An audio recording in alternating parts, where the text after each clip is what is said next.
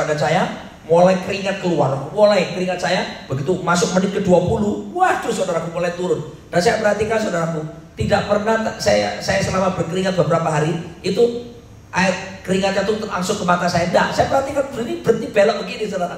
Selalu begitu, selalu belok begini saudara. Tuhan tuh menciptakan segala sesuatu dengan tujuan. Katakan amin. Termasuk Anda di sini pun ada tujuannya. Amin. Lo kok dilalah tuh bahasa Ibraninya ya. Kok ada di Tampa, Florida ya? Itu pasti ada tujuannya.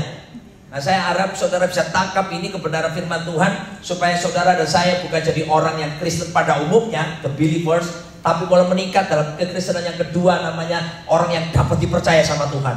Ya, trustable. Ya, tapi nggak berhenti dapat dipercayalah, lebih tinggi lagi. Wow, sampai akhirnya kita disebut orang-orang yang disebut trustworthy, orang-orang kepercayaannya Tuhan. Ya, oke. Nah, saya akan kasih contoh. Yang setelah bangsawan ini pergi, dia jadi raja. Ini gambaran nanti Yesus naik ke surga itu. Kan sudah naik ke surga kan ini? Dia kan sudah di surga sekarang kan? Dan nanti Yesus akan datang kembali. Amin. Saya belum tahu. Ini gambaran ilustrasi tadi. Dia akan datang kembali. Dia tanyain sama kita semua nanti. Sama, dia akan tanya, bagaimana talenta yang aku berikan sama kamu? Karunia yang aku berikan, bakat yang aku berikan, potensi yang aku berikan. Saudara kekasih Tuhan, berbahagialah orang yang didapati Tuhan meningkatkan semua talentanya. 1 tadi jadi 10. Wow, dari 5.000 US Tuhan bilang begini tadi, do business, bisniskan, dagangkan. Ya, saudaraku, kalau bahasa Indonesianya bisnis, B-I-S-N-I-S, ya, bisnis. Kalau Inggris kan business.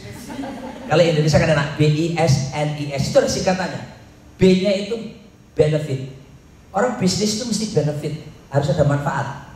Siapa di sini bisnis yang nggak apa-apa lah, break even point terus nggak apa-apa? Siapa mau?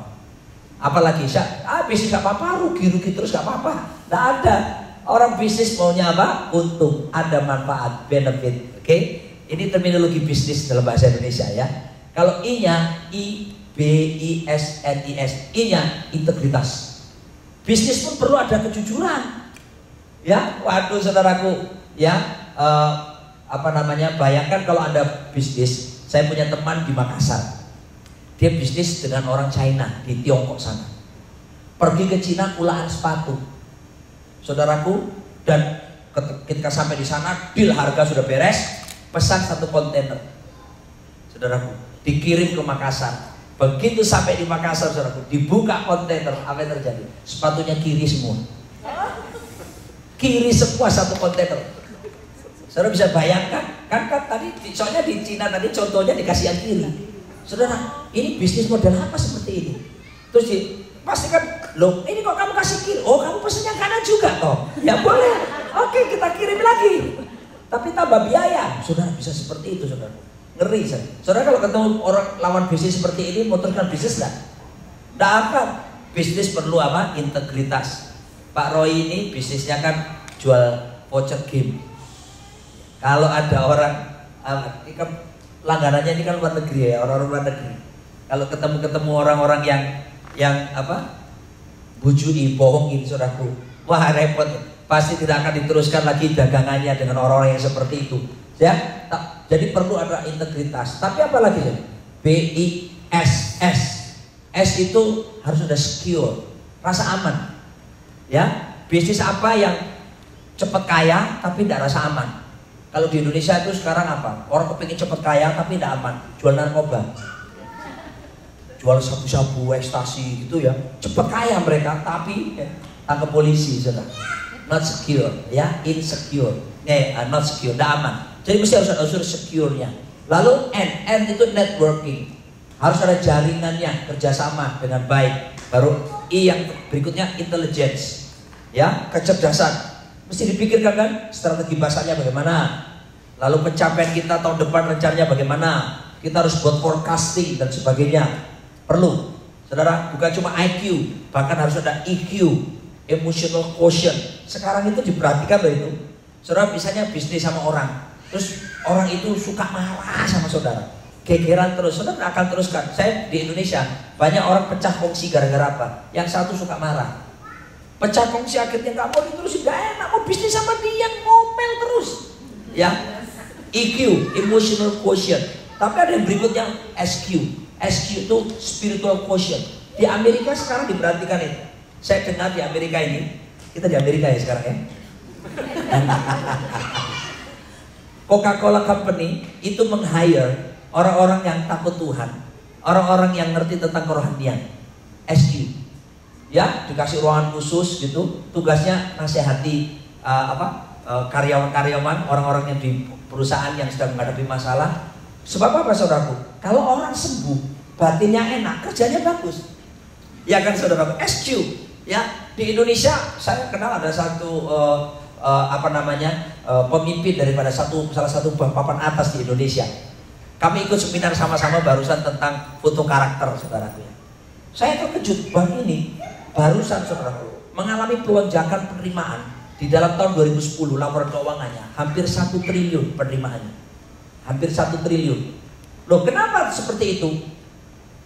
Salah satu pemimpinnya anak Tuhan cerita sama saya begini, Pak Roni, kita tetapkan sekarang pendekatan beda dengan karyawan. Sekarang bosnya itu saudaraku, bosnya itu kadang-kadang bisa panggil satpam. Kaget kan, satpam biasanya jaga di sana dipanggil di ruang pemimpin. Satpamnya itu sudah disuruh kumpul. Terus ditanya, kalian ada masalah apa? Perlu tidak saya doakan? Gitu saudaraku. Loh, satpamnya kan heran.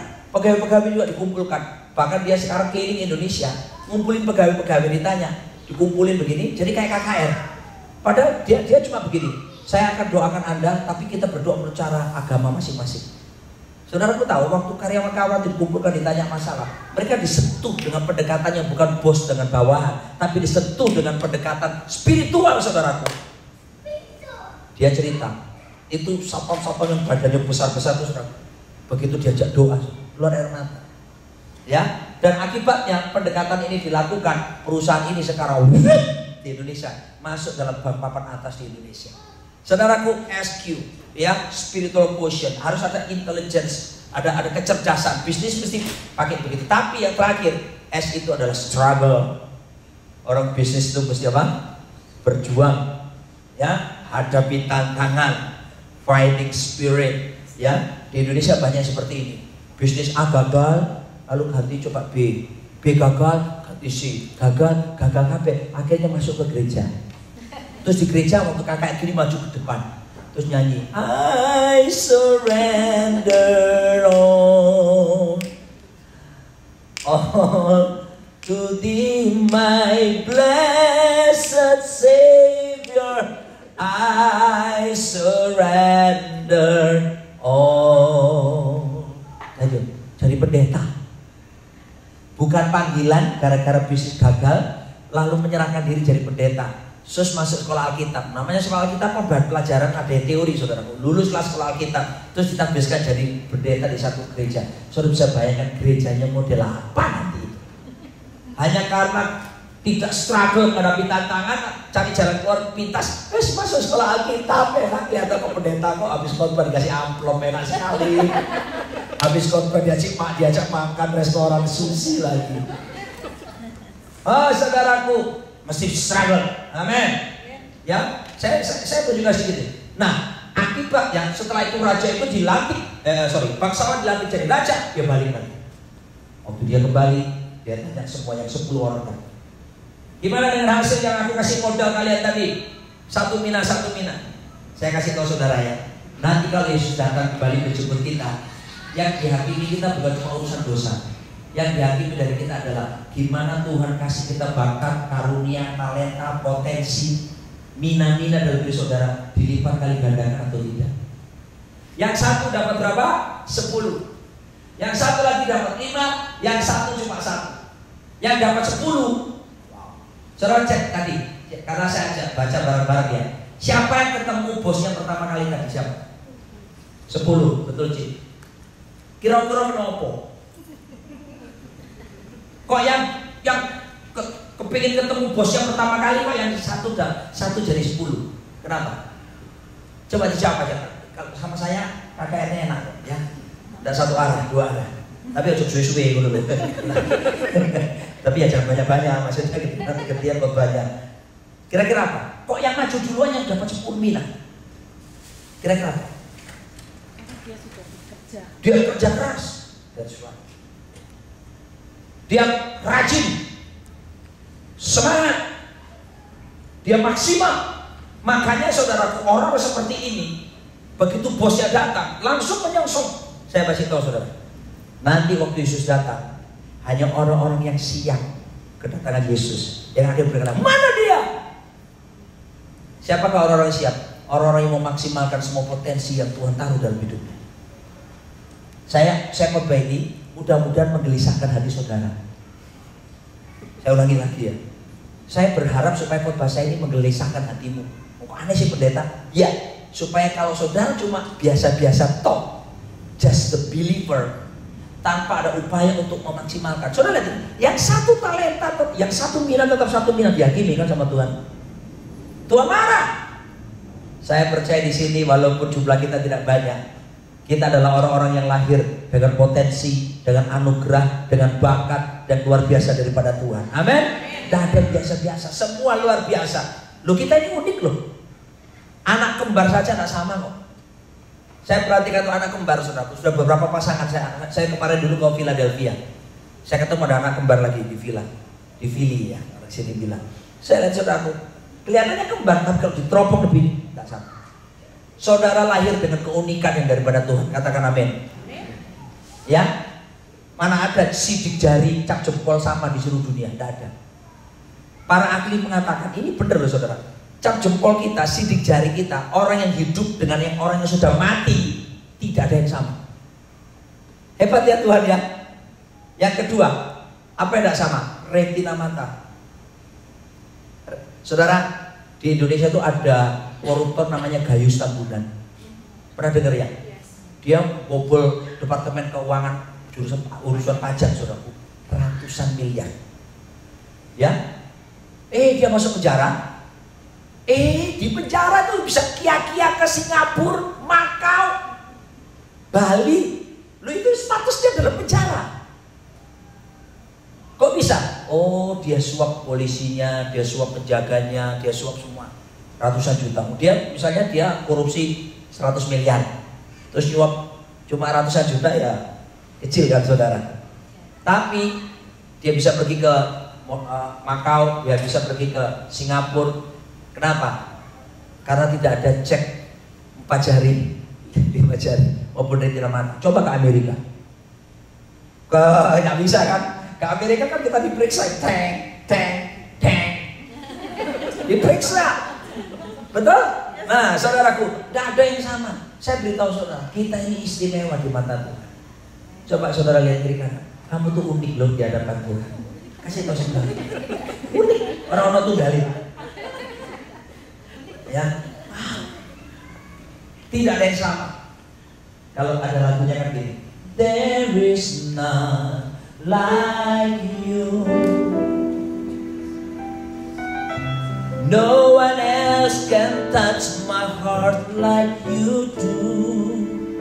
Setelahnya suami istri boleh saling ngomong begini, there is none like you.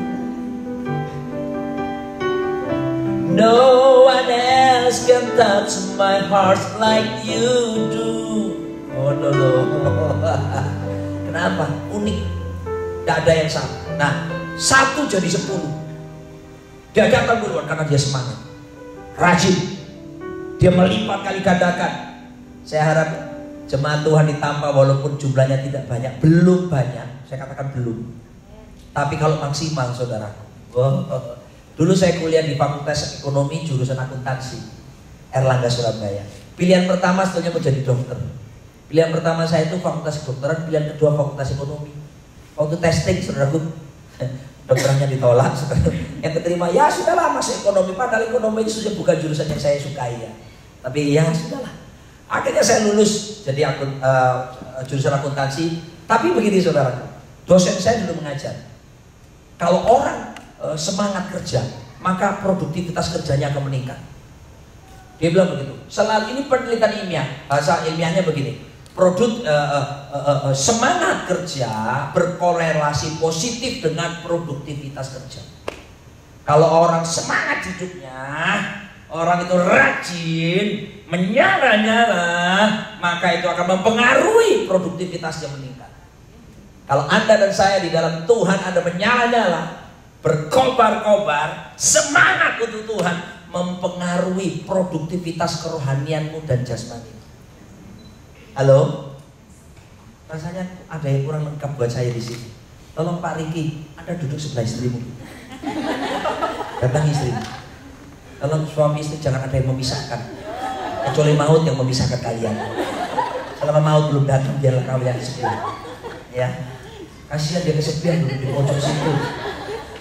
Ya, gitu ya. Karena saya kenal kan, saya enak duduk lama ya.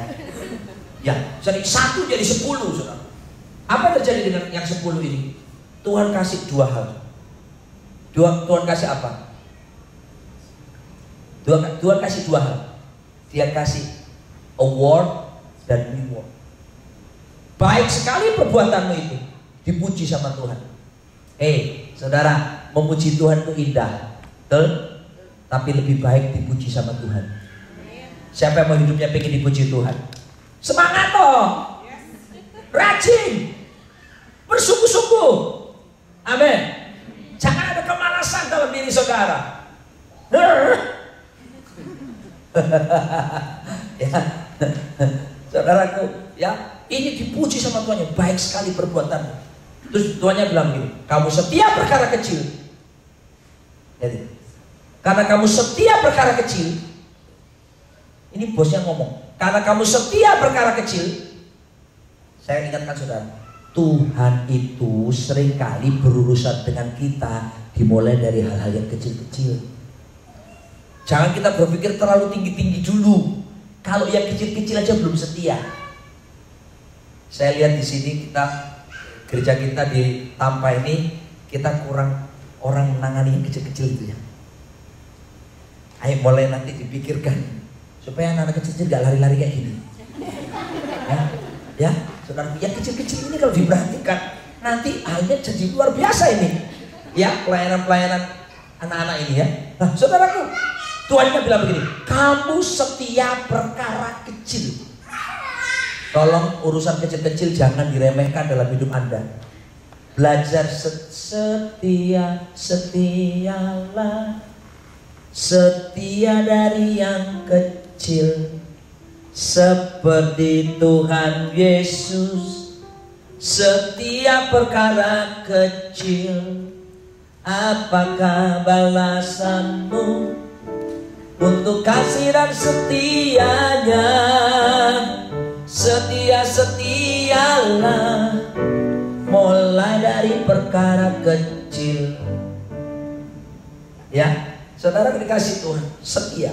Lalu Tuhannya berkata begini, baik sekali, dipuji sama Tuhan. Siapa mau hidupnya nanti ketemu Tuhan dipuji sama Tuhan? Angkat tangan saudara. Ayo, jangan biarkan kemalasan menguasai saudara. Mulai bergerak, mulai maksimalkan diri saudara. Yang apa yang Tuhan taruh dalam diri saudara, lakukan yang terbaik. Mina-mina, tiap orang tidak ada yang lahir tanpa talenta. Semua ada talenta, bakat, potensi, pasti. Temukan itu. Temukan itu. Pasti Anda bisa untuk bisa melipat kali gandakannya. Ya. Lalu yang satu, jadi karena dia setiap perkara kecil dikasih 10 kota. Sebanding nggak saudara? Saya tanya sama saudara, dikasih modal cuma 5.000 US dollar. Tapi upahnya saudara 10 kota, sebanding gak? Tolong dijawab, sebanding gak? Ulang, dikasih modal cuma 5.000 US, tapi kemudian karena sanggup mengembalikan menjadi 10 kali lipat, berarti 50.000 US, dia dikasih hadiah 10 kota. 10.000 5.000 US.